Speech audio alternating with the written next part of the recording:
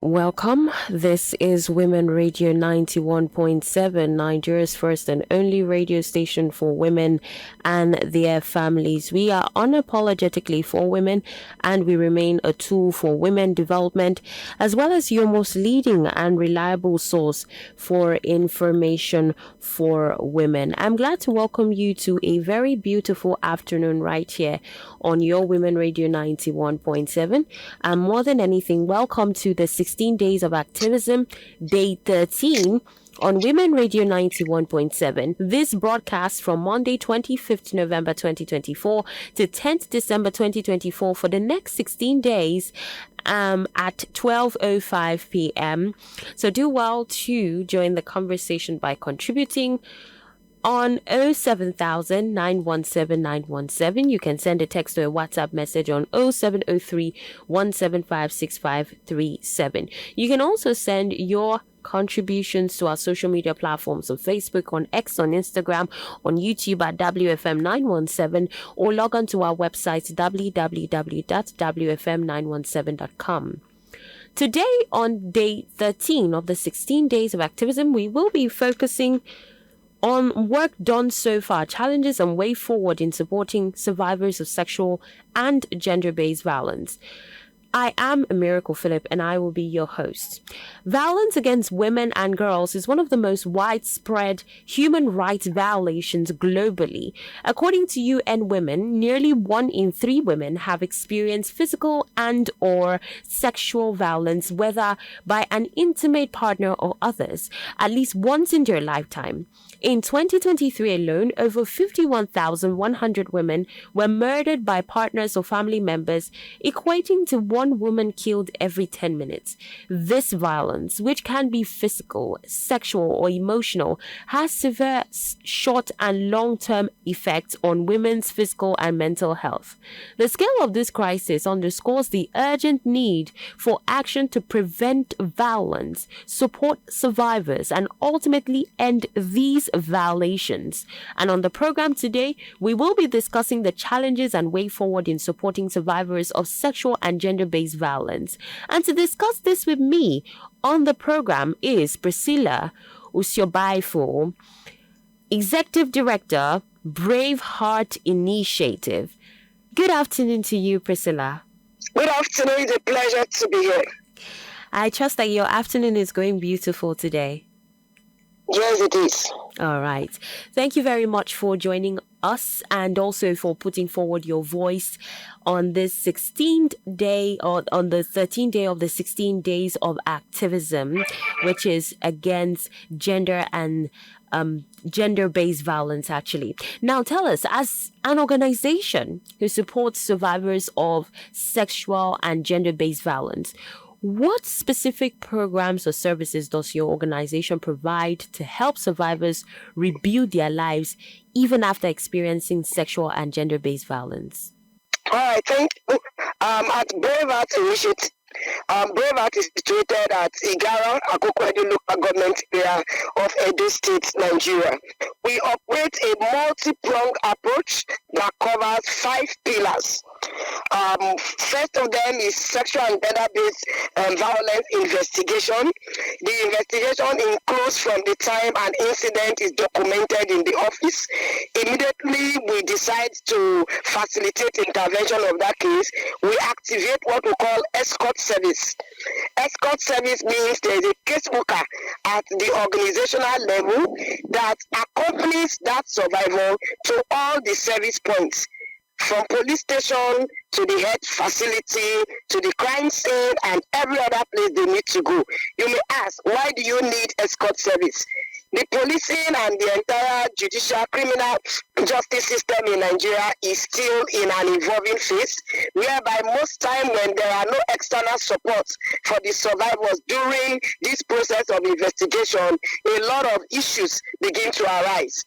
If a staff of Brave Heart, who is a caseworker, accompanies a survivor to a police station during the obtaining of statement, for instance, there are certain questions a juvenile investigating police officer officer used to ask, but in our presence, they wouldn't do that. For instance, you have had cases where survivors are asked, were you a virgin before you were raped? And, a lot of discriminatory questions. Also, they will not attend to them promptly, and we know that time is critical in issues of gender-based violence, even when it is not sexual violence. If a woman comes to say, my husband battered me, and there is blood all over her face, and then the officer says, oh, today is Saturday, I'm busy, come back on Monday, it is weekend. You know, and I know, that between now and Monday, much of the evidence would have been erased, she would have had a bath, the blood would have been washed away. So that is why the issue of evidence is key. Investigation for us starts from the office level where we document the incident, then to the police station when it is officially documented, incidented in the police, they either go to the crime scene to gather more evidence, make arrest, etc., then to the health facility. Health facility also have what we call medical legal evidence. They have their medical reports, they have screenings, then they begin to also look at preventive treatment. If the survivor is 8, 9 years or any young girl that have attained puberty, it means you have to start to look at emergency contraceptive that will prevent pregnancy. You also have to look at post-exposure prophylaxis to prevent HIV and hepatitis. So all these take place within the medical facilities, and we support them all through. We are not only accompanying them, we are in charge of all the costs, because we have told people repeatedly, yes, we know the issue of stigma is there, but the major challenge for access to justice of survivors in rural communities is because they do not have the economic capacity to be able to pursue their cases. The second approach among our multiple is SGBV prosecution. Prosecution begins at the point a case is arraigned in court throughout the entire processes. We have had cases that take 5-6 years in court, and number of hearings for all this court sitting, sometimes the survivor become weary. So we also escort them to go for each of these sittings. We facilitate their transportation and their meals during these court hours, because they leave their communities to the High Court in Auchi. Imagine someone who lives in Ososo community, he has to travel down to Auchi almost 2 hours. Then they get to Auchi Court at about 8. Their case is not right till about 3. So we have to look at the breakfast and the lunch of that particular survivor. And if there's any filing that is needed to be done, we also provide support to the state prosecutors to ensure that that happens. As a matter of fact, there are times that even the suspects themselves are not brought to court, and then either they say the court, the prison vehicle broke down and they need to fix it, or they need alternative means of transporting the suspect to court, because they cannot go on with a trial if the suspect that is on trial is not available. So SGB social is the third approach in our so involves all the counseling to psychiatrists, especially teaching hospital and work other secretaries that visit our office, either for the caseworker or level. I want to emphasize on social economic get inside psychosocial. Looking at the issue holistically. A child that has been violated in this, you need to go into the environment. You have to look at the tuition in that need, from school bag to sandals to all those other basic needs to notebooks. You also look at survivors of intimate partner violence who have decided to move on from that abuse, that they do not have the wherewithal to rent, to pay for the rent or wherever they want to move to, or a woman in an abusive relationship that decided to live with 3 children. There are no shelters available. For your record, most of the shelters in Edo State, they exist for only trafficking victims. Most time when you have a survivor of GBV that is not trafficking, then they do not fit into those spaces. Most of our young girls are taken to orphanage homes, not the shelters that we really expect to be given to them. And we as an office, we cannot take in survivors. We do not have the legal capacity to do that because our office is not a shelter. So what we do is to give them the support to be able to rent a shop or rent a house for them to have temporary stay till they put themselves together. The last one is institutional support to the institutions that work on this case, government institutions, stationaries, equipment such as printers, audio recorders, filing cabinets. You may ask, a printer is a very important equipment in a health facility or a police station. Most times, your medical reports are known to be confidential. But a health facility that does not have medical report, it means you have to type that medical report where? Somewhere outside the health facility. And all the confidentiality clause that we talk about become an issue. We also give them filing cabinet because we do not want case files that are supposed to be confidential to be lying around the hospital environment or in the police station. You meet a case file on top of a table. You are there to report a case of two fighting, and then you are seeing the rape case on the table where the IPO is speaking with you. So that's why we brought some of these things. So this is our comprehensive approach that we do, and each one leads to each other and they feed into each other. They are interconnected and interrelated. Thank you very much, Priscilla. Well, if you've just tuned in, this is Women Radio 91.7, and it is a program marking day 13 of 16 days of activism on your Women Radio 91.7. It's a specialized program where we get to raise awareness, mobilize action, and call for the prevention and elimination of all forms of violence against women and girls worldwide. And today we have with us speaking Priscilla Usiobaifo, and she's the executive director, Brave Heart Initiative, and she just shared with us how her organization is helping to support survivors of sexual and gender-based violence. Now, Priscilla, I would like for us to also look at how your organization, Brave Heart Initiative, is involving communities in raising awareness and also fostering a culture of zero tolerance for sexual and gender-based violence. All right. As I said before, we work in rural areas, and our focus have always been in rural communities. Currently, we have funding support from the Ford Foundation that looks around issues of prevention. Because we know that prevention is also closely linked to response. Yes. But the reason why all of us are focusing on prevention is to see how we can even stem this tide that has become a pandemic in our communities. One of the things that we do is to engage both the cultural and interfaith leaders. Interfaith means religious leaders across the two faiths, Christian and Muslim, and we start this engagement with them at their various organizations that they have within those institutions. We piloted the project with 29 communities in Akoko Edo, and then work with the traditional rulers to set up champions for women's rights, champions who understand some of the social norms that exist within their community. The first thing we did is to tell ourselves the mantra, nothing for us without us. And we know that the SDG mantra says that we are leaving no one behind. So we have to first understudy the traditional structures. In most of the communities that you visit, when the councils of elders sit down or the council of chiefs, you will discover that it is very male dominated. So if you do not have any woman as a chief within that community, you are just going to speak, you will echo. Yes, you may have some he for she, but if you have a she for she, it's even going to give you more traction, than just working with the male. So the first thing we did was to do the promotion of the appointment of women as chiefs into the traditional councils. And I can tell you that is working. Some of the traditional leaders, they have identified women within their communities who have made significant contribution to the development of their community and have seen them qualified enough to be among the traditional councils.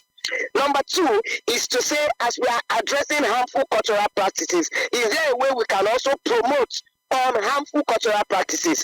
Because there is this mindset that once you talk about culture, the thing about culture is that it must be negative. No. At Brave Heart Initiative, we do not look at culture as being negative. Culture is a way of life. So it's to explain those cultures and then diagnose what parts of this culture is harmful.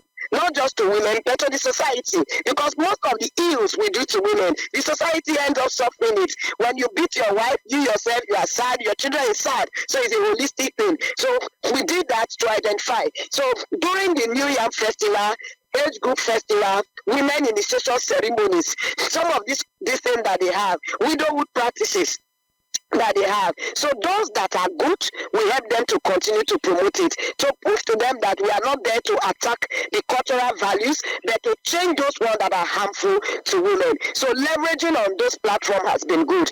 Number 3 strategy we are using is to look at the existing structures within the community. Almost every community have a community development association. So the leadership of this association has to be met, has to be engaged to say the development of your community is strongly tied to the empowerment of the women in your community. So we bring this agenda to of the CDs. We also reach out to the social clubs that exist. I'm from Unemenekwa.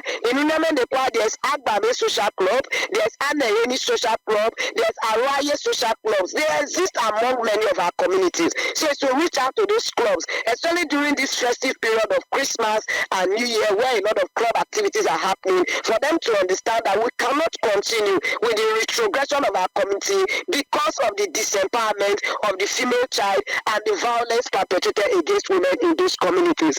We've also set up educational outreaches. In the educational outreaches, we help them to identify what constitutes GBV. We've been talking about GBV. You will be shocked that some people are even undergoing these things without even knowing that what is happening to them is a form of GBV. A girl child at home that is being mutilated and it doesn't even know, they just know it's part of the culture, female genital mutilation has to happen. But by the time you come to say, no, this is not correct, a widow in the community is asked to leave because all she had are female children and she then blames herself. I wish God had given her a male child. She does not understand that what is happening to her is even violent. So we use these outreaches to educate people what constitutes violence and then help them to have those very difficult conversations that are very difficult most times to live within the communities. We have advocacy work. And advocacy work will target at different level, both at the local, sub-national, and national. At the local level, we look at the influencers within the community. So we pay advocacy to them, we educate them about all the policies and legal frameworks within Edo State that works for us, from the violence against person prohibition law to the child right law to the anti-FGM law to the anti-trafficking law. So we bring all these conversations to them and also reach out to some of the traditional settings that we have. We had our own way of sanctions of punitive measures within the community that we can use to ensure that these things do not continue to exist at the community level. In most of the ministries that we deal with, we reach out more. Okay. Yes, I know that the political heads are important, like the commissioners and the ministers, but our strategy over the years is to engage more with the permanent secretaries and the directors of these various ministries. I have 6 line ministries at one. Ministry of Women Affairs. Of course, you know that most women and children issues are within that ministry. In Edo State, it's called the Ministry of Gender issues and social development. The second ministry is the Ministry of Youth. Most of the people that we work with and work for are young people, so we work with the Ministry of Youth. 3 is the Ministry of Education. We continue to highlight the importance of education. There is a lot going on within our schools, especially in rural communities. Sexual exploitation, abuse, and harassment is going on in an alarming form. We've been seeing it across Nigeria about abuse that goes on in schools. The 4th ministry is the Ministry of Health. Yes, women's empowerment is very close to health, and a lot of violations even relate to it, from the bathroom to the rape to pregnant women being abandoned during pregnancy, or they give birth in the hospitals and then the husband come and then we give birth to again, so it is, and then they leave you with your female child in the hospital. Nobody comes to pay those bills. It's been going on around. So we raise a lot of women's health issues, reproductive sexual health issues for health. The 5th ministry is the Ministry of Justice. Of course, at some point, we need to respond to this situation, and then we need the justice sector. And the 6th ministry is the Ministry of Local Government and Chieftaincy Affairs. From this ministry, they coordinate most of the activities of our traditional leaders within Edo State. Wow, thank you so much. Thank you so much, Priscilla. It's been a lot that you've had to share, and I'm so glad to know that, some of these survivors who have had to come in contact with your organizations are well sure of protection and support from Braveheart Initiative. Now, while you're at this, I know that there must have been some challenges that you faced, you and your organization, to support survivors. How do you think that stakeholders can help to address these challenges too? social norms are deeply entrenched, and change always comes with resistance. I know we all keep preaching change, but it is very imperative that as many of us that are positive disruptors in the communities and in the society where we live, understand that itself is not as easy concept as we assume it to be, because people get comfortable doing things in a certain way. So when we ask them to change from the way they have been socialized to accept as a way of life, then a certain form of resistance is going to come. So that is why it's always effective for us to identify whatsoever problem that may arise from the beginning and understand the root causes of what you are going to be addressing. One of the major challenges we are seeing is that there's a pushback to say, no, we've been doing it this way. So you can then not say, oh, we cannot correct our wife by simply slapping her. You know, a man that cannot hit the wife is a weakling. And then we begin to explain that your strength as a man in the physical assault of your partner. So all those conversations.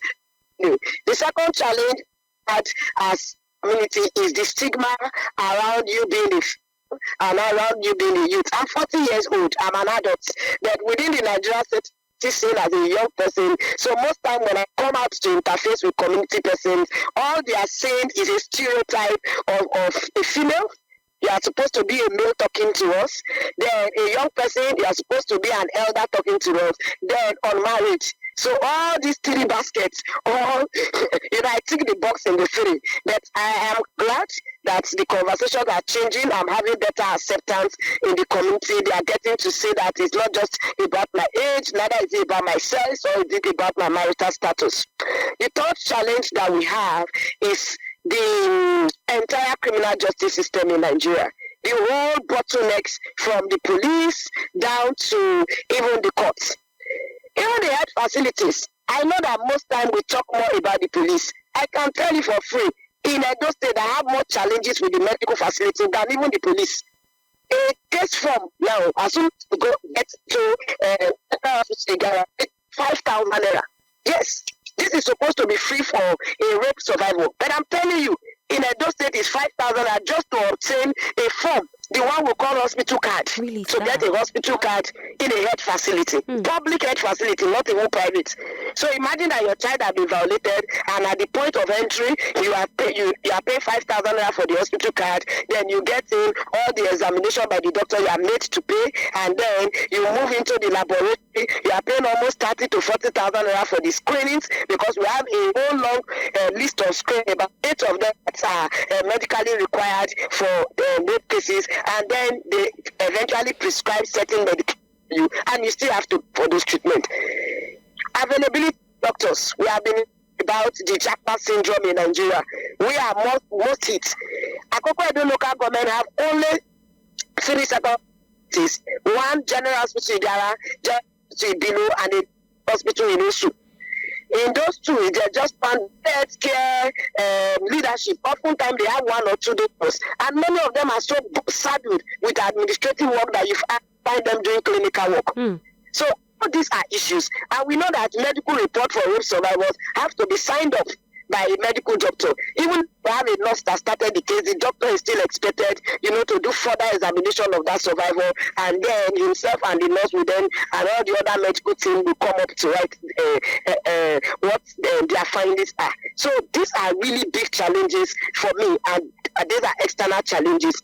Internal challenges for us is staffing. We are youth-led organization, so most of our young people, they work 1 year, 2 years, and then they go. So staff attrition is a real thing. It's either they are going to further their education, some get married and they are relocating, or they get what we call the white-collar jobs in Lagos and Abuja. This is a rural community. It's not everybody that wants to remain a village champion like Priscilla. So they also want to see life how it is in other places. And because you have invested a lot of resources in the capacity of this young person to be your caseworker, and then the person leaves, you have to restart the process again. It's not as though we are in big places that most of the people that come are qualified for the job. So you start building capacities again. It just become an ongoing process for us, but we've started to adapt to the situation and take it. We've had times where there are attacks. arrests, there have been insults, there's been harassment, physical and spiritual attacks on the staff of Brave Heart Initiative, and even with the police and the doctors, because sometimes it's just us as NGOs. The whole cohort or the gamut of the providers or services for SGBV have different forms. As there have been DPOs that have been, harassed because the perpetrators try to bribe them and they refuse to take bribe. And then this issue just get complicated. Lastly is the issue of funding. We do not have sufficient funds. I just mentioned FOD. The money that FOD gives to us is for prevention cases. In the past 3 years, we got support from the Open Society Foundations, Osiwa OSF, and Nakato Foundation. It was the money from those two donors that we were able to use to respond to cases. And the Makato grant ended in August. So we are in December. So the question is September, October, November, December. We have cases. As a matter of fact, there are 3 new sexual assault cases in the last quarter. And we have to continue the intervention of those cases. And that brings the issue of sustainability. Why, as team that work on these cases, you have to always be creative in your fundraising and resource mobilization strategies that you have. I'm very grateful to the members of the Board of Trustees of Brave Heart and the members of the BHI supporters group who on their own they raised funds within this period. Just last week, Abba Foundation made donation, Brave Heart Initiative, Drug Foundation also made as part of their contribution for the monies we are raising for SGBV survivors to commemorate 16 days in 2024. Thank you so much, Priscilla Usiobai-Ifo, Executive Director, Brave Heart Initiative. It's been such a pleasure having you join us on the program today. Thank you so much for joining us, Priscilla Usiobai-Ifo. Thank you for having me. You're welcome. Rising above sexual and gender-based violence requires collective action, unwavering commitment, and also the empowerment of survivors to reclaim their voices. And this is something that Brave Heart Initiative has done diligently over the years.